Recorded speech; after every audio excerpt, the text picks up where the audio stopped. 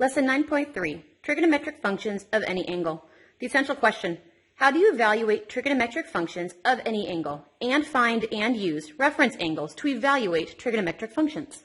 Standard 9.3, number 4, using reference angles to evaluate functions.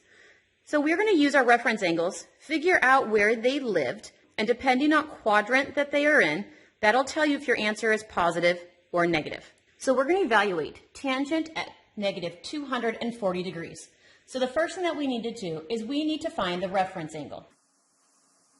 So here is my unit circle with my initial line.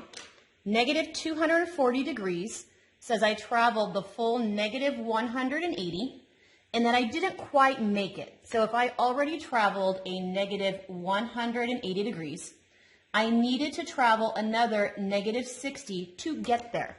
So I traveled another negative 60 and I landed right here. So this was traveling another 60 degrees. So how close are we to the closest x-axis? We ended up being 60 degrees close. So my reference angle is 60 degrees. So instead of writing tangent of negative 240 degrees, we're going to write tangent of 60. So I have tangent of 60 degrees instead of the tangent of negative 240. The only problem is I didn't take into account what quadrant we were in. Tangent in this quadrant, according to the chart up above, tangent of any theta that lives over here is going to be a negative answer. So that means that I need to make sure that there is a negative sign right out here when I write the reference point. So I have a negative sign, and now I need to know what is tangent of 60 degrees. You should remember this from your lesson 9.1, standard number 3, on page 7 of our notes. This is when we learned about the 30, 60, 45 degree trig function chart. So tangent of 60 degrees, based on this chart, told me that my answer was the square root of 3.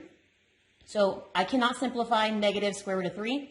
So I know that tangent of negative 240 degrees is negative square root of 3. So cosine of negative 210. So first you need to do is that you need to find the reference angle. So here is my unit circle. This right here is the initial side. I need to go negative 210. Well, if I went a full negative 280, I would have landed right here. So I've already traveled a negative 180.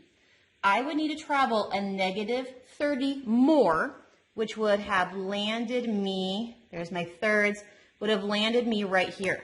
So I traveled another 30 more, and I am now at my negative 210. The reference angle is how close are you to that closest x-axis. So my reference angle is 30. So instead of writing cosine of negative 210, so let's go ahead and write this so I can keep the math straight. I'm going to say that we are actually doing cosine of 30 degrees instead, because that was the reference angle. This 30 degrees came because that's how close I was to the closest x-axis. He's going to help us. I need to figure out what is cosine supposed to be in this quadrant. So cosine of any theta that lives up here, according to the chart at the very beginning, is supposed to be a negative answer. So that means that I need a negative sign right out here. So that means I am finding the negative of cosine of 30. Remember, this needs to be from the chart on page 7 of 9.1, standard number 3. Cosine of 30 degrees ends up being the square root of 3 all over 2. So I know that cosine of negative 210 is negative square root of 3 all over 2. So what did we do? I first found the degree of what they were giving us. I found it.